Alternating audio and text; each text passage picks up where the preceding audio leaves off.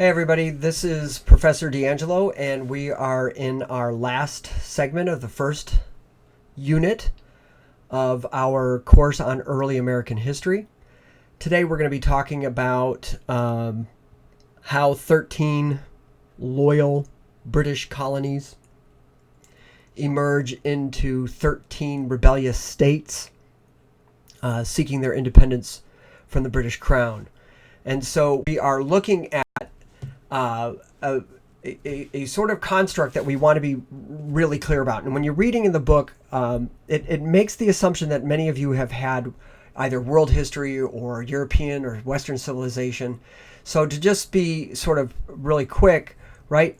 The British were not the only game in town here in the New World. The Spanish, the French, the Russians, the Swedish, the Dutch, the Portuguese, right? Even the Danish.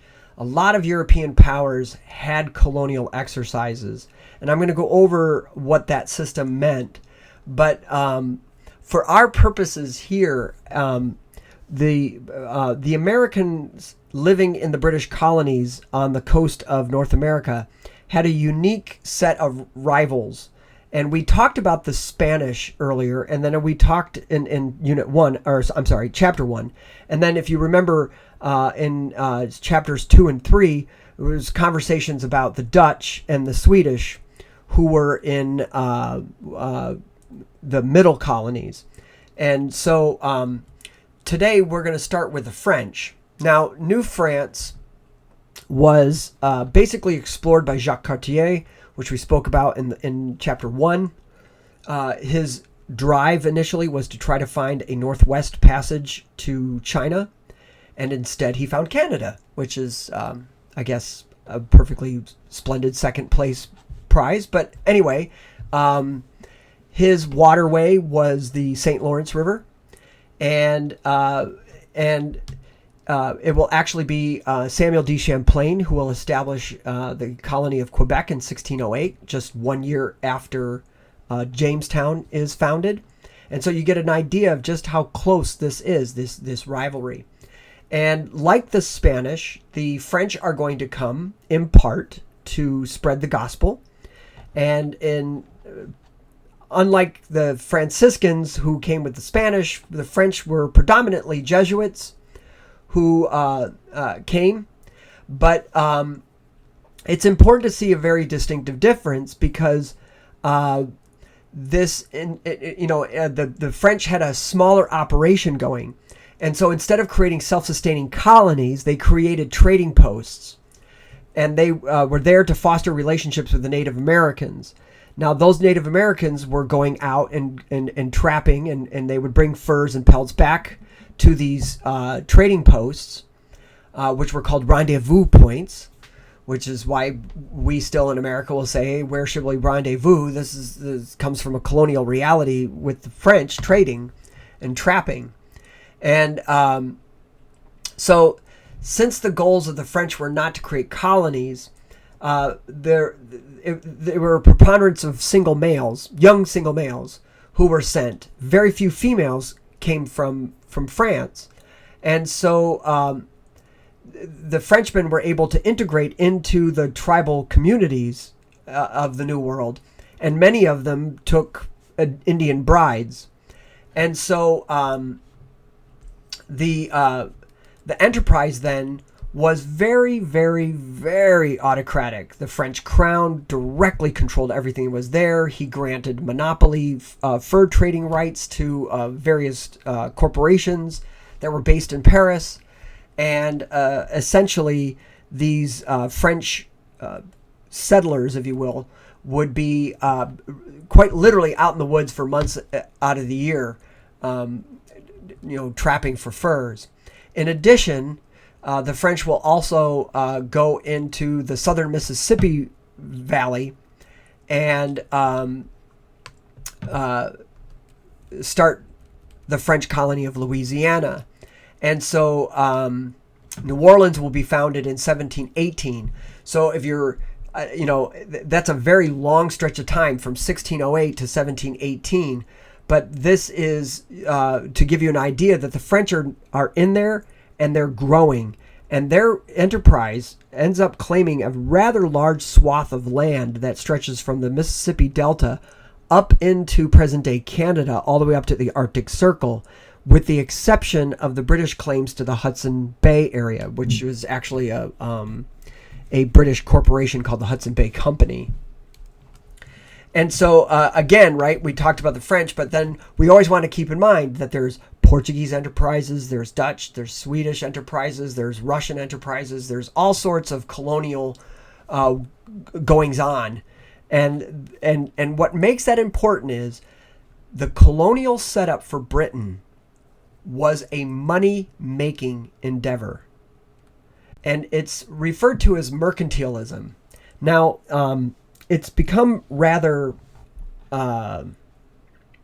popular to equate mercantilism with capitalism because it's about people making money. These are corporations in many cases that are made up of investors who go into the colonies for the purpose of making money.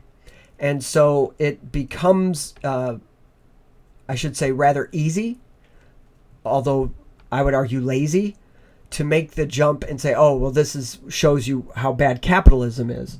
But in point of fact, mercantilism is not a capitalist system. It's a statist system. It's part of what's called nationalist economics.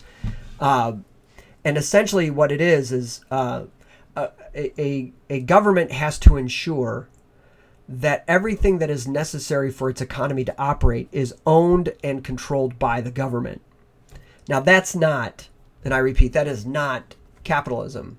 So the mercantilist system requires that the British government controls all of the elements of the economy.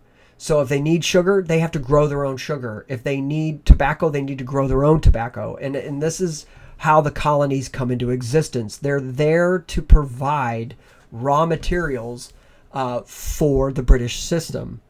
And this very subordinate economic reality starts to wear on the colonists. So in its very primitive states, the colonies were just hacking down trees and tobacco and indigo and rice and just shipping it back to England. And for a while, that's sufficient. But as the economies grow here and as the number of people living here grows, the need for diversification is going to come to conflict with the mercantile system. And that's because to keep this system operating, you need to enforce what were called navigation laws or the navigation acts. These were taxes, but they were also trading rules. So all trade in the British system had to be on British ships.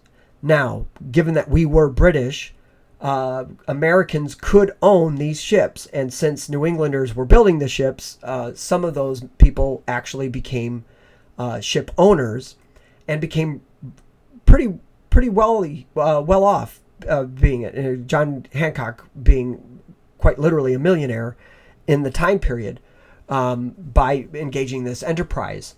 And yet these were very strict rules. And so if we go back to the Dominion of New England, which was started by King Charles II after the Restoration, it was an attempt by England to control every single thing that was coming in and out of those ports of New England, mainly Boston. And this created a lot of resentment in the colonies. So when the Glorious Revolution happens and the Stuarts are deposed and they're replaced by William and Mary, this causes a great deal of celebration in the colonies because we, quite frankly, did not want to be governed that tightly. And so you can get the proof of that euphoria in the colony of Virginia, where the capital was moved to Williamsburg, and we get the College of William and Mary. And so what we get then is this emerging colonial system that is kind of what we would recognize if we were to be, kind of like looking at it visually. We would see a system where people were essentially going about their day work, gathering those raw materials that could be sold to British merchants who would take them back to England, turn them into a finished product that would then be sold everywhere in the world, but predominantly within the British system. So Americans, being British colonists, were essentially required to buy British-made goods. And that's why it's a subordinating position. Raw materials obviously gains less profit than would a finished good. And so Americans were constantly at the lower end of that economic trading scale. It's interesting to note, by the way, in 1776, the year of our revolution, a man named Adam Smith is going to publish a book called The Wealth of Nations, in which he observes that mercantilism is a failed economic system and that it is wasteful and curtails the freedoms and liberties of individuals. And it's no wonder then that the Americans embraced his Enlightenment thinking. So in this government system, the British decided to create sort of microcosms of the British system. As we talked about in earlier podcasts, this is how this gets done. So at the executive level was the royal governor, and the king appointed the governor and gave them a certain amount of powers. So they could veto acts of the assembly. They appointed all the judges and any other officials that need to operate in the colony. And they were allowed to grant pardons to people. The assemblies were very reminiscent of the Parliament in England. These were local bodies, sometimes two bodies, an assembly and what was called a general court in Virginia, which were elected positions by property owners in the colony who would decide what was going to happen in that colony in what was referred to as internal matters. So you wouldn't use the term domestic and foreign because we were within the British system. So these internal affairs were handled by the assemblies, and they would determine the taxes that were paid in order to finance local militias and the building of forts and other infrastructure for the for the functioning of court systems and wardens and sheriffs that were operating, and all the other day-to-day operations that went on were financed by the colonists themselves. And so when the Stuarts were removed from power, Queen Anne, the last of the Stuarts, dies without any children. And so the monarchy had to go to a new house. But if you remember, William and Mary had signed the Act of Succession, which said only Protestant heirs could take the throne of England. And so the royal house had to go back into the ancestry and found a male heir in the Kingdom of Hanover in Germany. And we get George I, who could not speak English. And so he was neither accustomed to having colonies nor particularly interested in them. And so we get this period called salutary neglect. And this allowed the colonies to exercise even more autonomy than they had in previous expressions, particularly during the English Civil Wars back in the 1640s. And so the colonies started to economically develop, as I said earlier, in ways that were not necessarily conforming to the British mercantilist model. So, and this was done in two ways. First, the colonies were proving to be self-sufficient. And what I mean by that was all of the essential elements that the colonies needed in order to survive. And what I mean by that is food primarily. They could get it. And so intercolonial trade starts to happen relatively early, but at this point in time, early 1700s, the colonies are cooperating. So those middle colonies that we called the bread colonies are selling a lot of their wheat and corn and oat and barley into other colonial places. This did not necessarily conform with the British mercantile system. In addition, because we were British, we could own British ships. And as I stated early, mostly New Englanders became rather good at this. Now, they were supposed to simply sail on that somewhat complicated trading network that we talked about in a previous chapter. But in many ways, Americans were more logical than the British, because what would happen under the mercantile system, you could find yourself, say, in the Caribbean, and you're basically expected to pick up, let's just say, 200 pounds of British sugar from St. Kitts, for example. And while that's all well and good, you would possibly be traveling back to the colonies or back to England with like part of your ship empty. Well, this, to anybody who's in the shipping business, would know, well, that's just wasting space.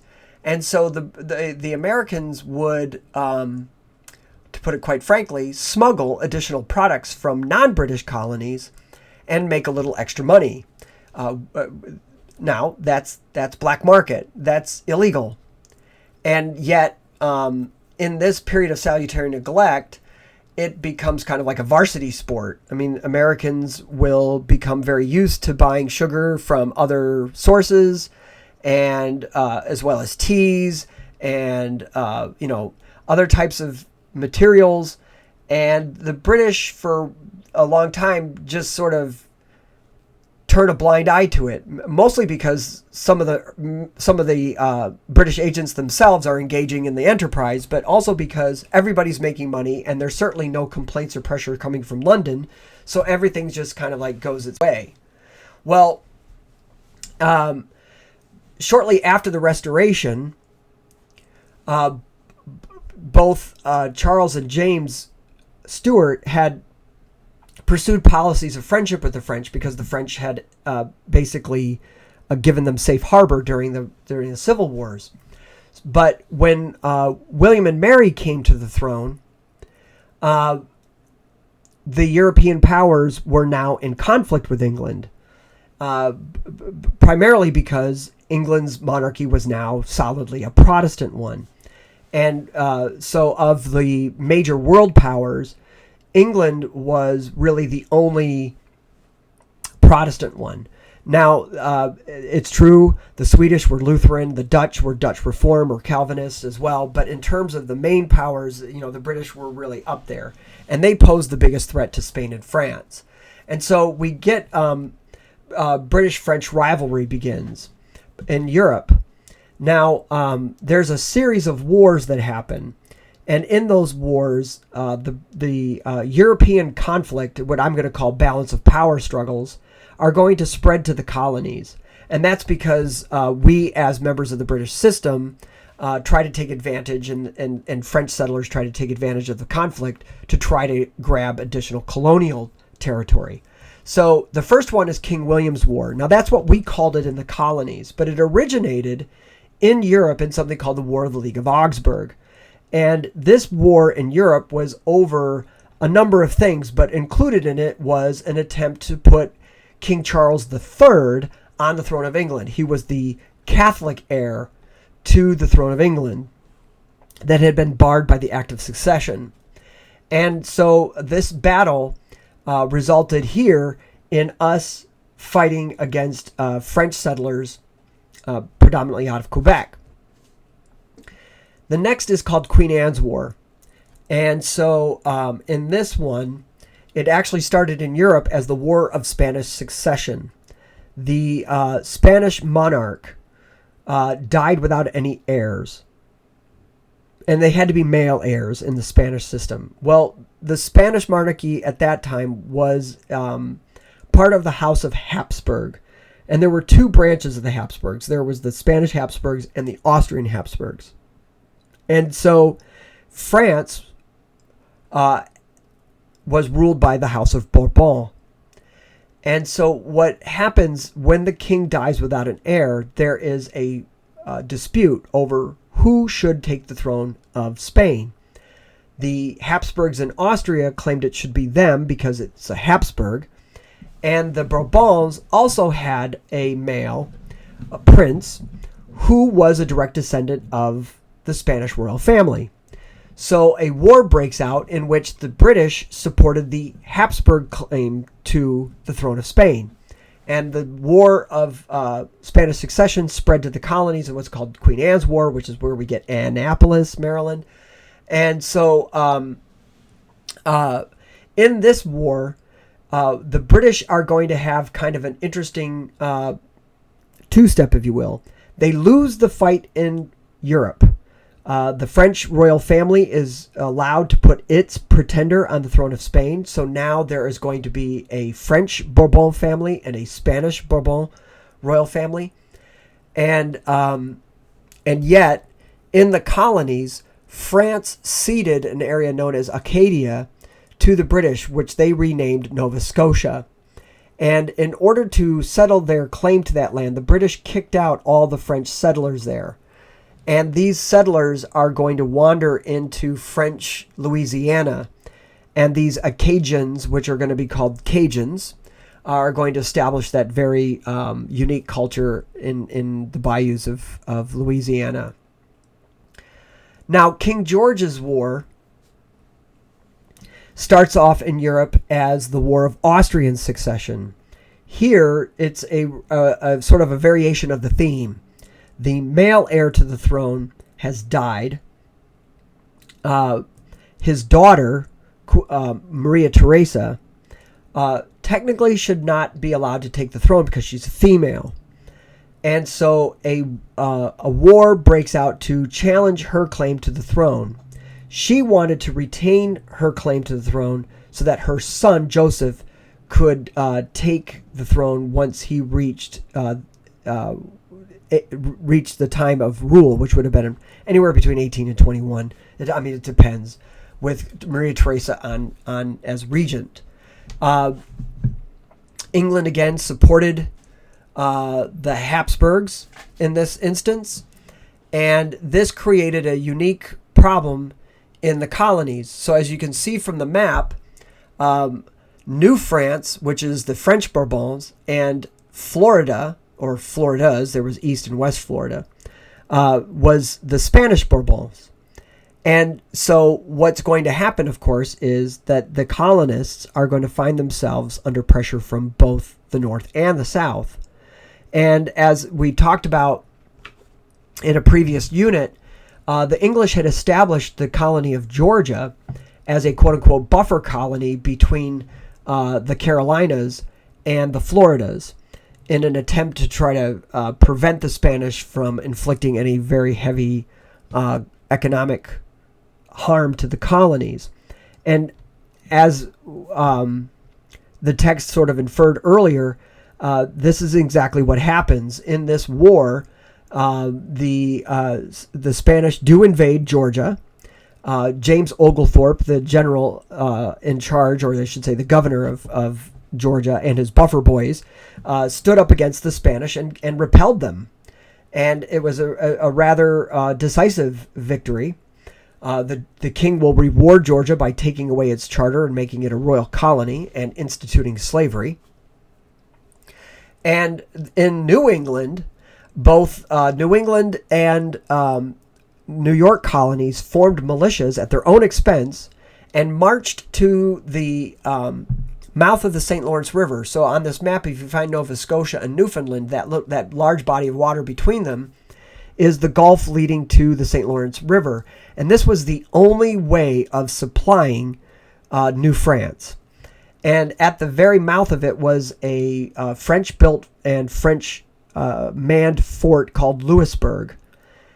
And these New Yorkers and New Englanders, at great expense in life and money, captured Louisburg. Now, what happens, and it has a very big impact, the British in negotiations with France, Queen Maria Theresa, by the way, is allowed to stay on the throne. So the French and the Spanish lose that fight. And in reparations, the British and the French swapped territories. And so King George gave Louisburg back to France in exchange for trading posts in India. And this angered the colonists a great deal. The colonists in New England and New York were very proud of what they had done. And they had days of proclamation where they had parades and celebrations for the king, and they built a statue of King George. And I mean, there's all this craziness that they're going to do, right? And when news arrives that the king took the port and gave it back to the French, it's did not go over well at all.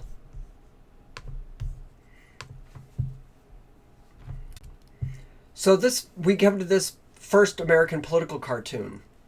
This comes about because the British and the French are going to fight yet one more time, and Benjamin Franklin will create this cartoon to encourage the colonies to come together to form one united army to fight the French in the French and Indian War.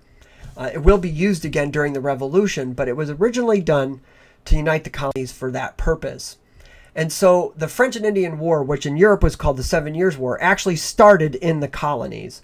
And it started when George Washington was asked by the governor of Virginia to go to Western Virginia, which is present-day Western Pennsylvania, to survey land there, but also to confront French people who were building settlements in the area, to kick them out, to ask them to leave.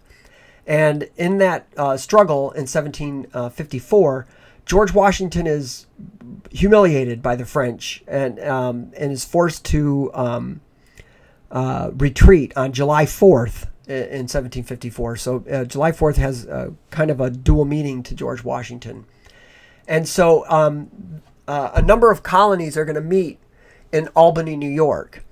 And so because this is not a small war, some people refer to this as the First World War.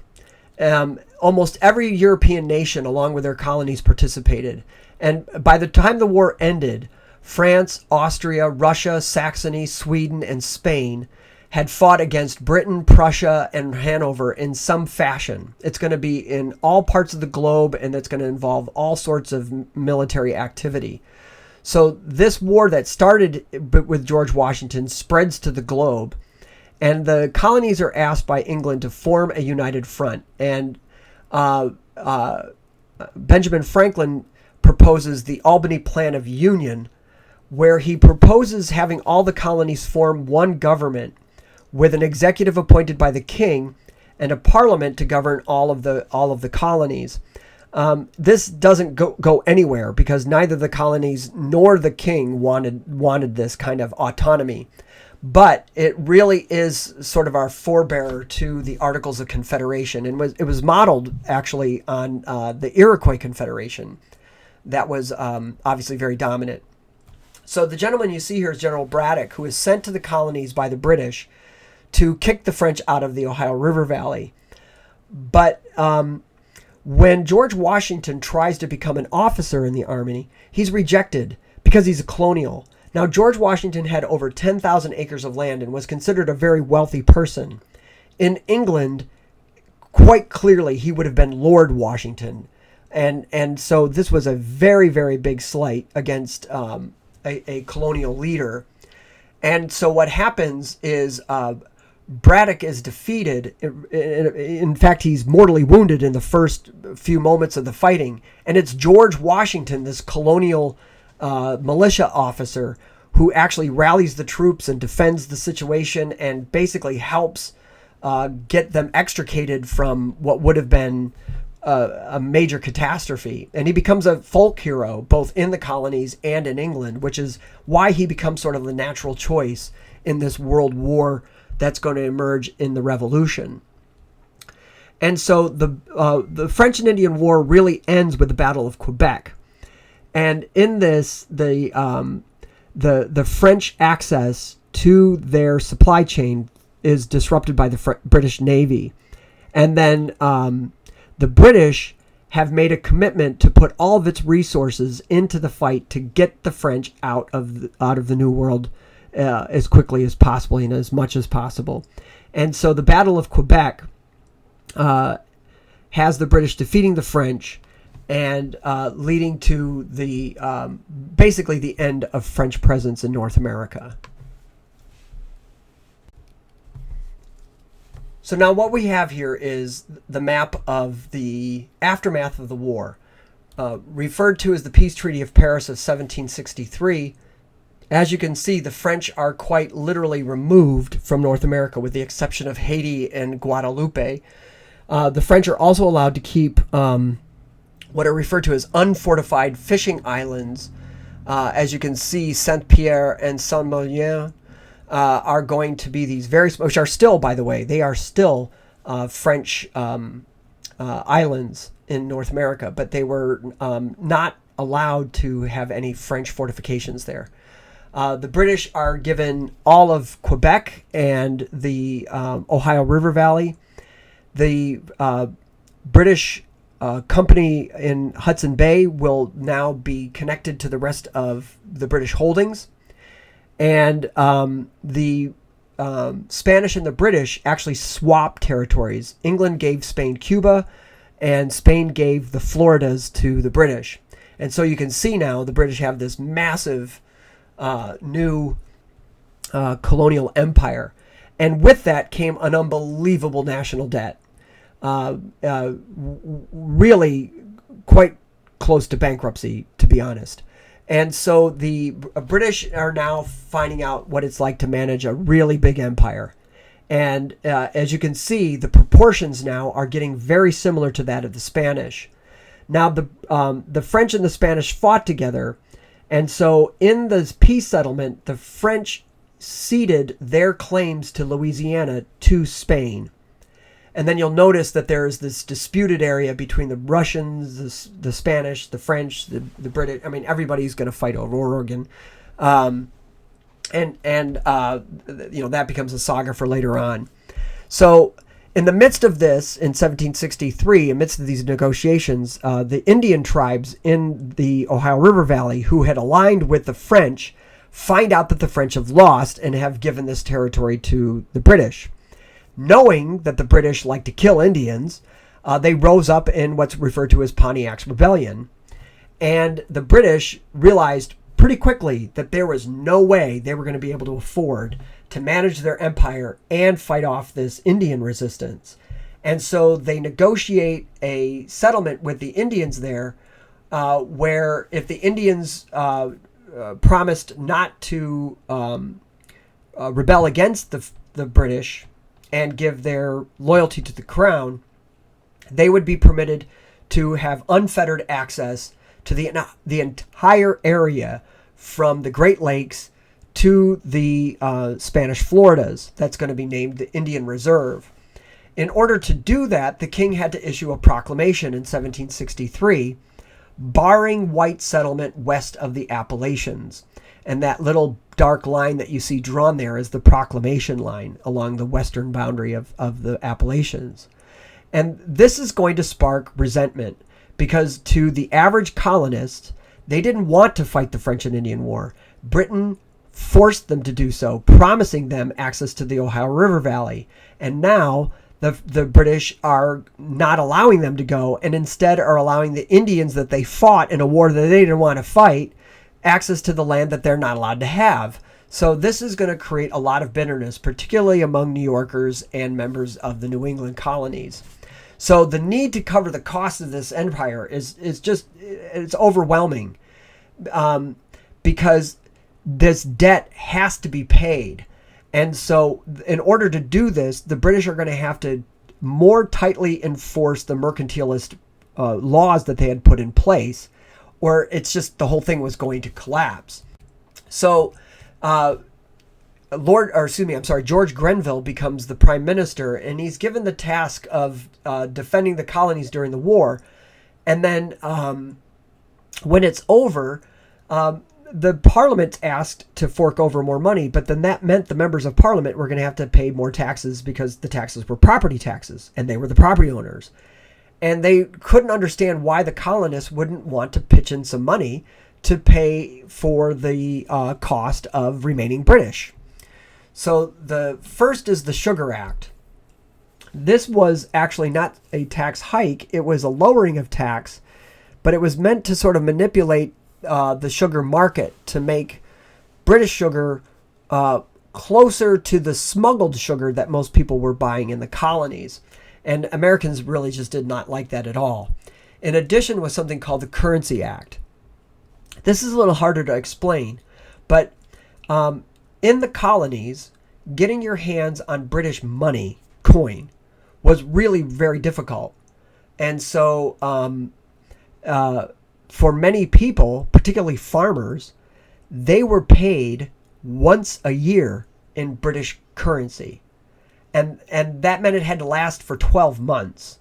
So if you can kind of imagine, that would be like living in California, and the only way you got hold of money is if it came from Washington, D.C., and it had to be shipped to you.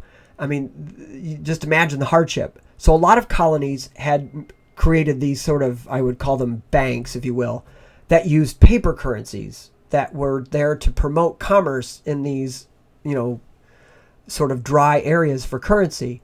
And Britain decided that's not acceptable because it was going to water down the value of the British currency, and so it was outlawed. And this is going to create more economic constriction in the colonies, which of course is not going to make things very cheery for people.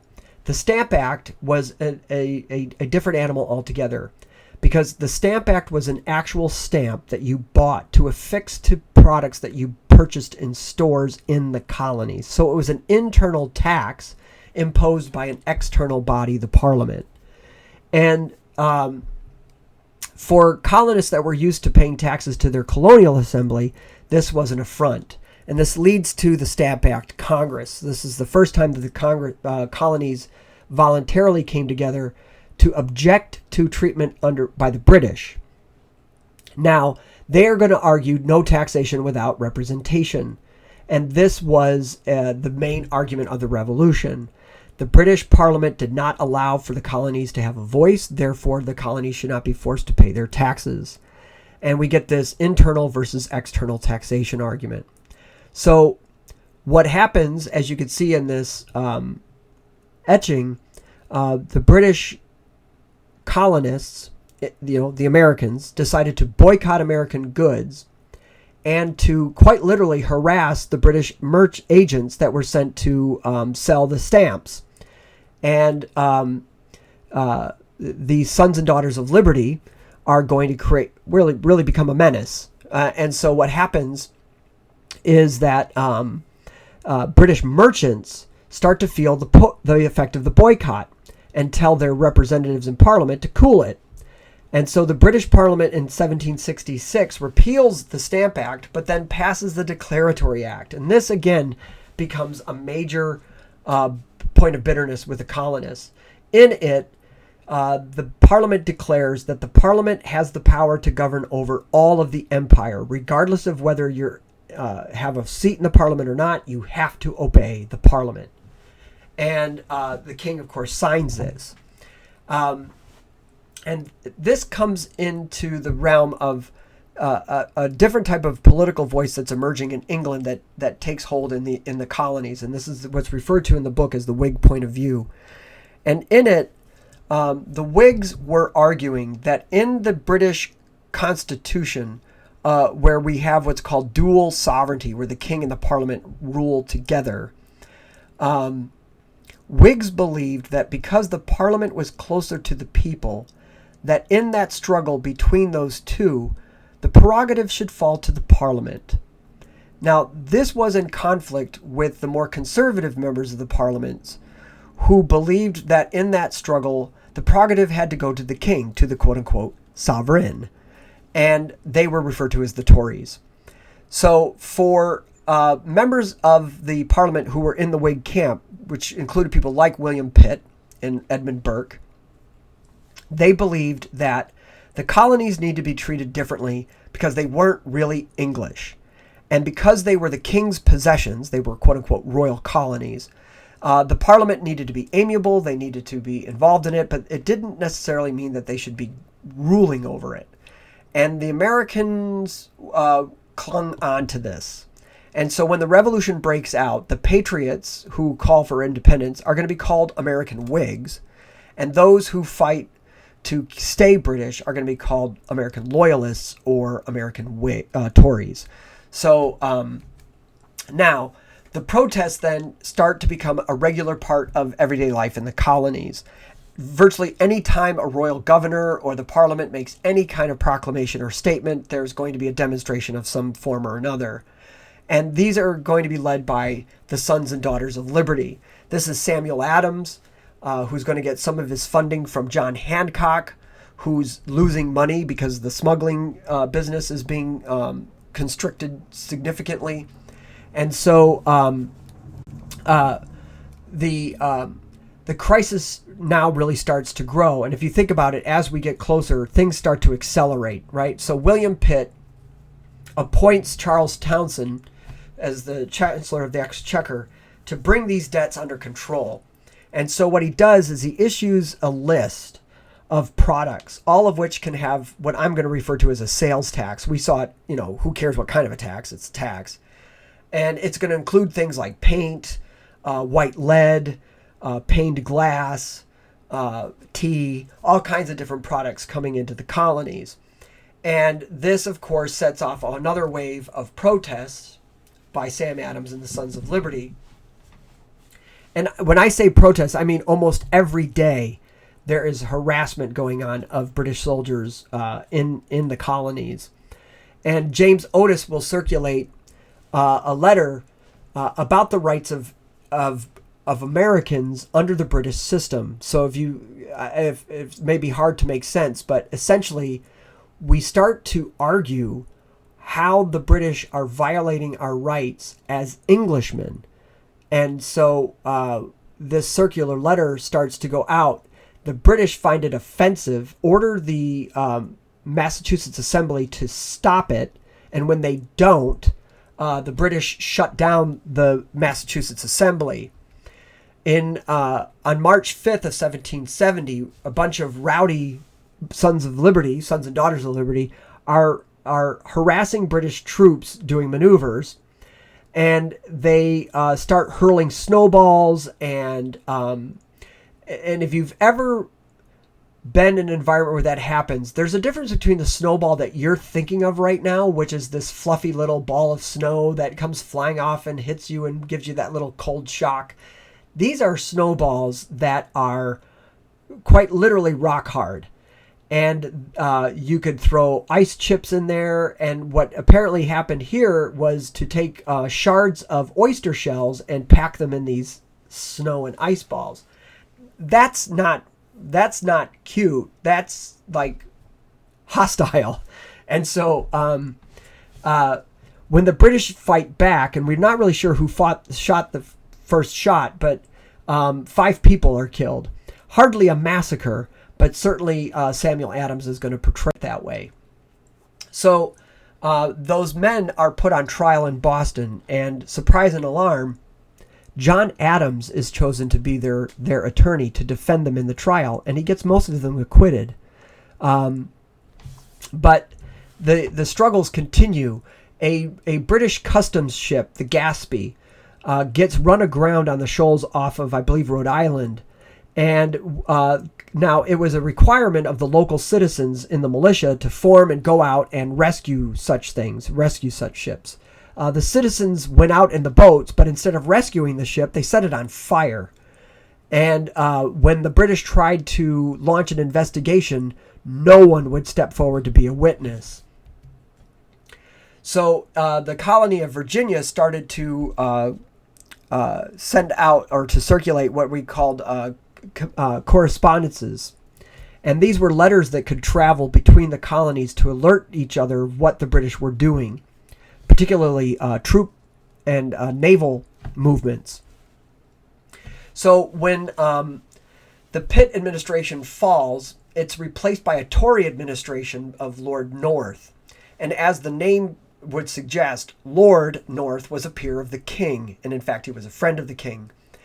And Lord North decides to remove all the taxes from the Townshend Act and instead imposes, or I should say reimposes, a tax on tea in what's referred to as the Tea Act of 1773. Now, this was actually a lowered tax on tea because Lord North apparently was a capitalist. He realized that if you lowered the tax rates, more tea would be sold and more revenue would come into the treasury. However, colonists knew that Lord North and the king, among others, were investors in the East India Company, which was struggling to maintain its monopoly control of the tea business in the British system. Lord North believed that by lowering the tax, he would be encouraging Americans to become more dependent on this monopoly source of tea. So, more resentment. But more importantly, it was clearly spelled out in the act that the tax would not be imposed in the colonies, making it an internal tax, but instead would be an external tax imposed on the merchant and therefore assessed on the boats. So what we refer to as the Boston Tea Party is really sort of like a juvenile yet rather intelligent exercise in communicating to the British that a tax is a tax is a tax. A group of Sons and Daughters of Liberty surmised that if the tea is not on the boat, then there's nothing to assess, and therefore there is no tax. So they marched down dressed as Mohawk Indians and dumped the tea overboard. And this infuriates the British because, and with all due respect to my fellow patriots, it was tens of thousands of dollars in damages for merchants and shippers. And so it was a major assault on personal property and public property. So the British response was somewhat predictable, and what we refer to as the Coercive Acts are passed in 1774 and 1775. And they are pretty straightforward and very direct, and almost all of it is directed specifically to New England and Boston. So the Boston Port Act closed the port until the people of Boston figured out a way to pay back the damages from the Tea Party. Sort of like a parent sending you back to your room until you figure out how you're going to pay for your shenanigans. The government of Massachusetts was shut down. It was going to reopen under direct British governance. The king appointed a military general to be governor general of the colony. He would appoint a new upper court of advisors. The Colonial Assembly would be reelected. The town hall meetings, which have been happening with frequency since the 1620s, were now illegal except for one time a year, and they had to be done with the permission of the Assembly. Next, any British agents or officers who were accused of committing crimes in the colonies were now going to be tried in London, not in the colonies. And so no more Boston Massacre trials by colonials. Instead, they would be tried by their fellow Englishmen. The new Quartering Act of 1775 is quite different. Now, the previous one in the 1600s was an order that the colonial assemblies had to pay to build barracks for British troops and keep up those barracks and provide food for the soldiers. This Quartering Act allowed officers to take over private homes and force private citizens to take in British soldiers, feed them, do their laundry, repair their clothes, and do whatever other acts that they needed to maintain their readiness without compensation. And this, of course, is going to cause all kinds of bitterness, and it's why we have the Third Amendment of the Bill of Rights. Now, the last of them in 1775 is the Quebec Act. And this is the one that really sparks, I think, the final straw, if you will, of the revolution, or the final spark of the revolution. And that's the Quebec Act. The British rightfully become concerned that the French settlers in Quebec, who, let's face it, are no friends of the King of England, would be attracted to the idea of joining the New Englanders in rebellion against the king. So the people of Quebec were given a deal.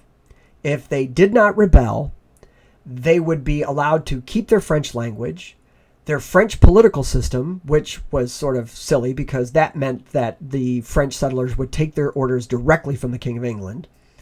And more importantly, they'd be allowed to keep their Catholic faith.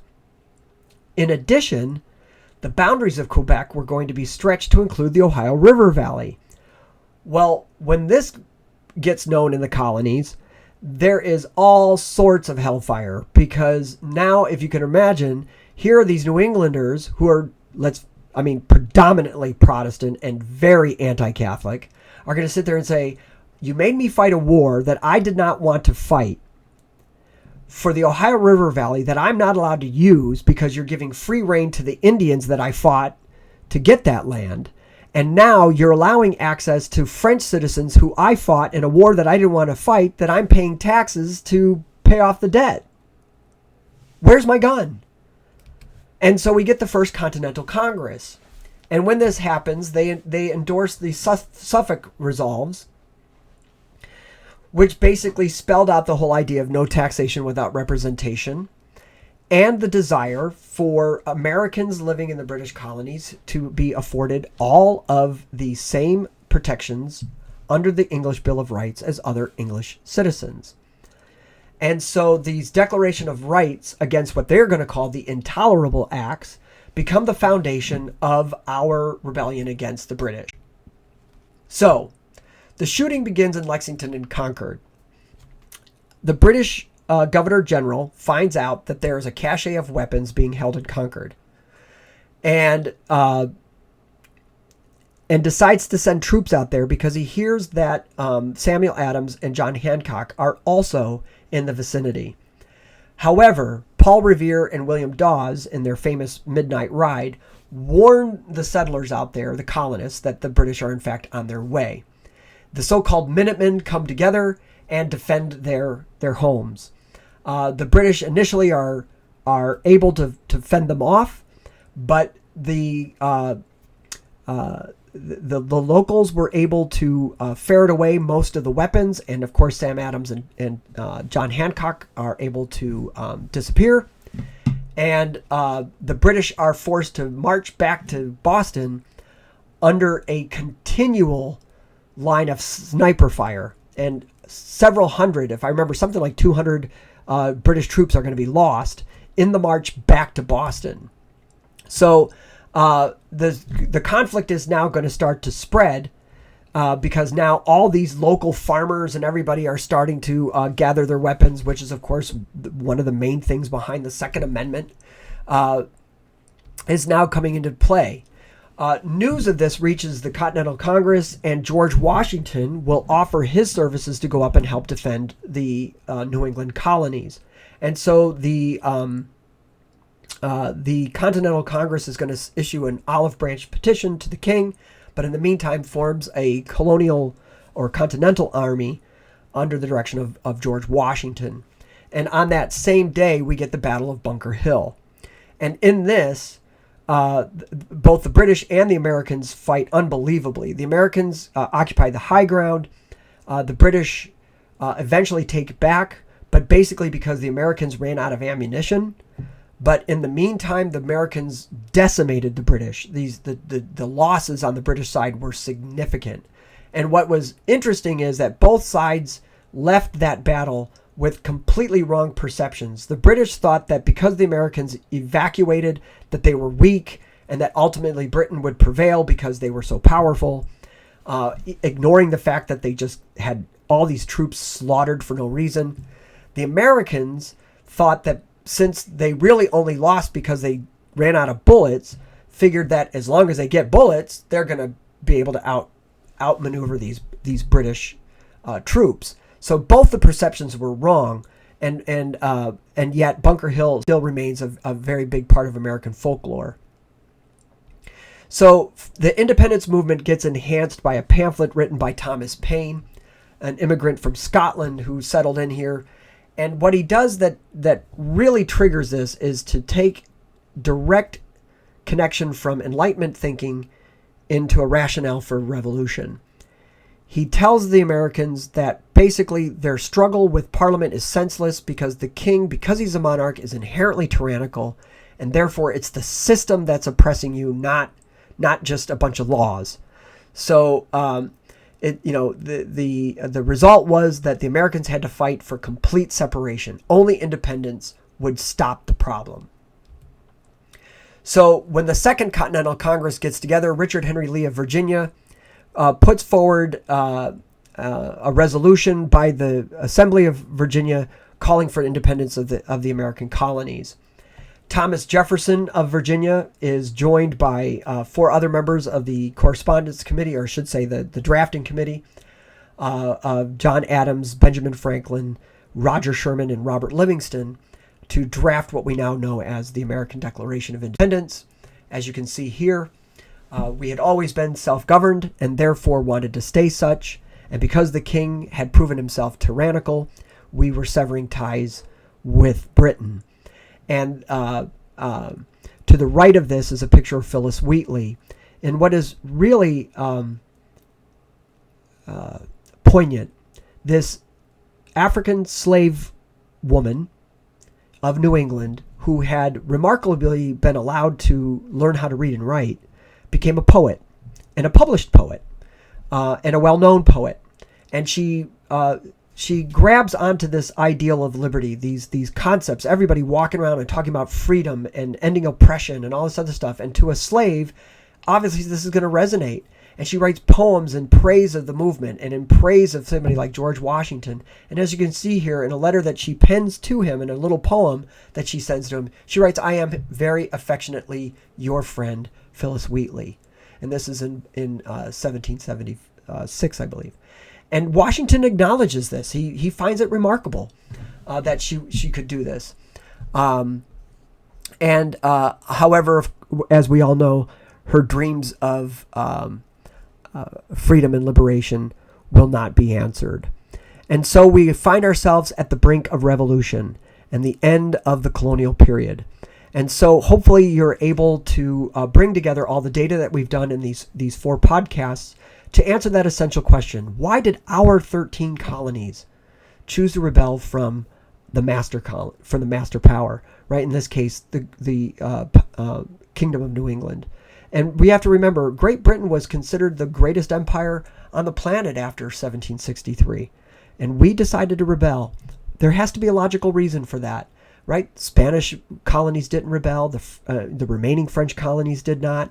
Neither did the Russian or the Portuguese. So why ours? And then Britain had 32 colonies in North America. Why our 13? And hopefully some of the things that I have shared with you in these 4 podcasts will help to answer those. So until we start our next unit, hopefully everything's going well. Bye-bye.